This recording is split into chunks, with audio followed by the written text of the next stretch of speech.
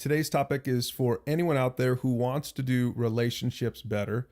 So I would hope that this topic is for everyone. We're going to talk about making allowance for faults. You know, in the relationships in your life, whether it's in marriage or in parenting or at school or in the workplace, if you're a follower of Jesus, you should make allowance for other people's faults. That's what Paul is talking about here in Colossians chapter 3, verse 13.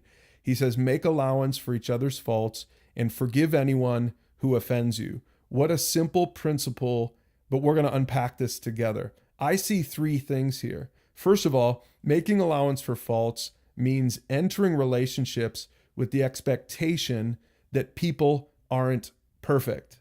Now, maybe this seems like a pessimistic approach to relationships, but be honest. How many times do you hold people to this expectation that really ends up messing up the relationship? Paul says, make allowance for faults.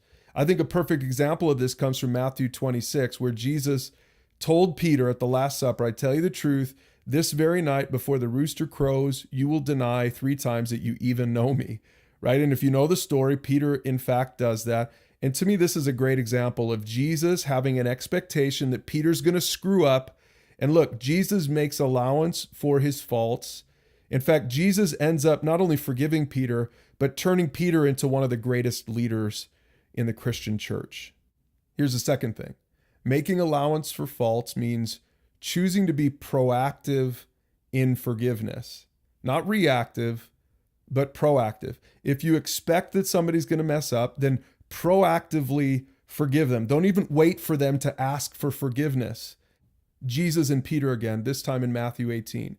Peter came to Jesus and said, Lord, how often should I forgive someone who sins against me? 7 times? And Jesus said, no, not 7 times, but 70 times 7.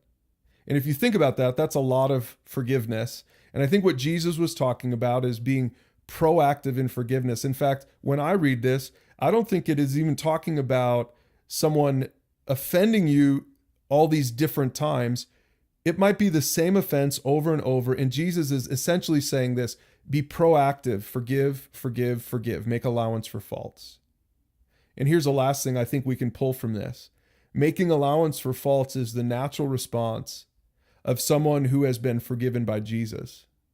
Maybe you're listening to this and reading this text, and if you're a new Christian, maybe you're saying, this seems like an impossible standard. How in the world can someone live like this? How in the world can someone truly do relationships like this? Well, I think it's a natural response. If you understand how much you have been forgiven, then you'll be more willing to forgive someone else. Back to Colossians 3, it says, make allowance for each other's faults and forgive anyone who offends you. And the second part of the passage says this, remember, the Lord forgave you, so you must forgive others. There's something about the Christian experience. If you really understand what Jesus did for you, if you really understand how much he has forgiven you, think about it. He took on your sins. He went to the cross and he died on the cross for your sins. You didn't deserve it. You didn't merit it. You didn't earn it in any way at all. He completely made allowance for your faults and my faults when he went to the cross and died for us. And in response to that, in relationship with everyone in our world, spouse, friends, kids, workmates, man, we should make allowance for other people's faults, and it'll change our world.